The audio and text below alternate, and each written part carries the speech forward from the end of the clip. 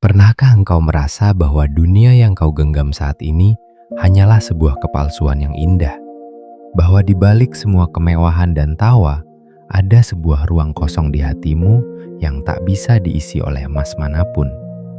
Jauh sebelum cahaya Islam menyentuh cakrawala, di sebuah desa bernama Jayan di wilayah Isfahan, Persia, hiduplah seorang pemuda bernama Rusbeh.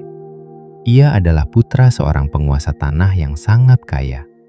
Ayahnya mencintainya dengan cinta yang posesif, cinta yang membelenggunya di balik tembok-tembok istana yang megah. Tugas Rusbeh sangat mulia dalam pandangan kaumnya, menjadi penjaga api. Ia harus memastikan api di kuil majusi itu tetap menjilat langit, tak boleh redup, apalagi padam. Bagi ayahnya, api itu adalah Tuhan. Namun bagi Rusbeh, setiap kali ia menambah kayu bakar, sebuah pertanyaan tajam menusuk benaknya. Tuhan macam apa yang akan mati jika aku berhenti memberinya makan? Suatu hari, takdir menariknya keluar. Ayahnya memintanya pergi ke ladang. Di tengah jalan, Rusbeh mendengar suara-suara doa yang asing dari sebuah gereja Nasrani. Ia masuk dan seketika jiwanya bergetar. Ia merasa agama ini lebih hidup daripada api yang bisu. Ketika ia pulang dan bercerita, ayahnya ketakutan. Ayahnya merantai kaki Rusbeh dengan besi yang berat, mengurungnya dalam kegelapan agar pikirannya tak lagi melayang ke agama asing itu. Namun, hidayah tak bisa dipenjara. Lewat pesan rahasia, Rusbeh melarikan diri. Ia meninggalkan kemewahan Isfahan, menukar sutra dengan kain kasar, dan bergabung dengan kafilah menuju Syam. Ia memulai perjalanan ribuan mil, berpindah dari satu pendeta ke pendeta lain, dari Mosul ke Nasibin, lalu ke Amuria. Ia mengabdi pada orang-orang suci, mencuci pakaian mereka, membersihkan tempat suci mereka, hanya untuk satu tujuan, mencari kebenaran yang mutlak. Tahun-tahun berlalu, Rusbeh yang kini dikenal sebagai pengembara dari Persia, berdiri di samping tempat tidur seorang pendeta besar di Amuria yang sedang sakaratul maut. Dengan suara bergetar, Rusbeh bertanya, "Kepada siapa engkau mewasiatiku untuk mengabdi setelah ini?" Sang pendeta menatapnya dengan pandangan sayu namun dalam. Ia berkata, "Wahai anakku, demi Allah, aku tidak tahu lagi ada orang yang masih memegang teguh ajaran suci ini. Namun, ketahuilah, telah dekat masanya muncul seorang nabi. Ia diutus dengan membawa agama Ibrahim. Ia akan muncul di tanah Arab, di sebuah negeri yang dipenuhi pohon kurma, di antara dua bukit berbatu hitam yang gersang." Pendeta itu memberikan 3 tanda rahasia. Ia tidak memakan sedekah, tapi ia mau menerima hadiah. Dan di antara kedua bahunya ada tanda kenabian. Setelah pendeta itu wafat, Rusbeh tidak menunggu lama. Ia mengumpulkan seluruh tabungannya, beberapa ekor sapi dan kambing hasil kerjanya bertahun-tahun, lalu memberikannya kepada kafilah dari suku Kalb. Syaratnya satu, bawa aku ke tanah Arab. Namun, di tengah hamparan padang pasir Wadil Qura, pengkhianatan terjadi. Orang-orang yang ia percayai justru menjualnya sebagai budak. Rusbeh, putra penguasa Persia, kini ditarik dengan tali di lehernya, diperjualbelikan seperti ternak. Ia dibeli oleh seorang Yahudi dari Bani Quraiza dan dibawa ke sebuah kota. Begitu kakinya menginjak tanah kota itu, jantung Rusbeh berdegup kencang. Ia melihat pohon-pohon kurma yang berjejer rapi.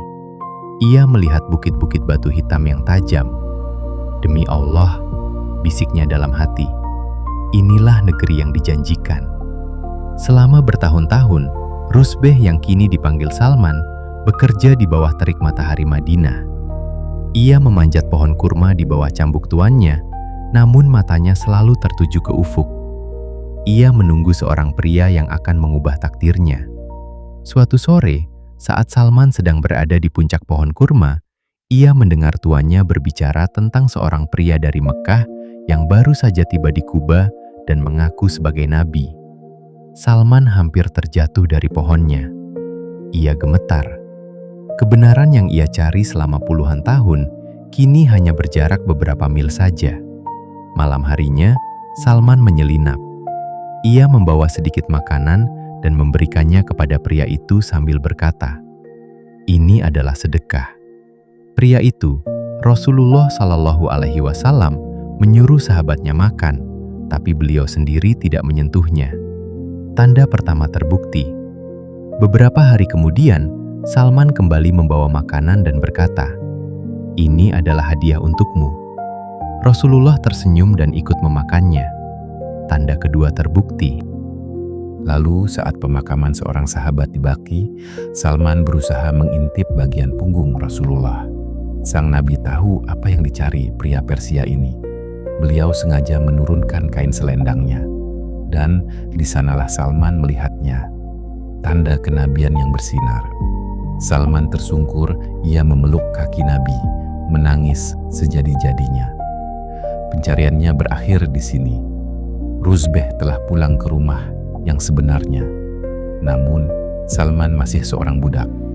Rasulullah Shallallahu Alaihi Wasallam bersabda, "Bebaskanlah dirimu, wahai Salman." Tuannya yang kejam memberi syarat yang mustahil. Salman harus menanam 300 pohon kurma dan membayar 40 ons emas. Disinilah keajaiban terjadi. Rasulullah Shallallahu Alaihi Wasallam sendiri yang membantu menanam bibit-bibit kurma itu dengan tangan sucinya, dan atas izin Allah dalam waktu singkat tak ada satupun bibit yang mati. Salman pun merdeka. Ia bukan lagi milik seorang tuan di Madinah. Ia kini milik Allah dan Rasulnya. Salman bukan hanya sekadar sahabat. Ia adalah otak di balik strategi perang Khandak. Saat 10.000 pasukan musuh mengepung Madinah, Salman memberikan ide yang tak pernah terpikirkan oleh orang Arab, menggali parit raksasa. Ide seorang Persia ini menyelamatkan Islam dari kehancuran. Hingga akhir hayatnya, Salman yang dulu bergelimang harta, memilih hidup sangat sederhana. Ia menjadi gubernur di Madinah, namun ia tetap menjahit pakaiannya sendiri dan hanya makan dari hasil keringatnya. Ia pergi meninggalkan dunia tanpa membawa apa-apa, tapi ia membawa cinta dari Rasulullah yang pernah bersabda, "Salman adalah bagian dari kami, Ahlul Bait." Kisah Salman adalah pesan bagi kita semua, bahwa kebenaran tidak akan pernah mengecewakan mereka yang sungguh-sungguh mencarinya. Sejauh apapun engkau tersesat, cahaya itu selalu menunggumu di ujung jalan.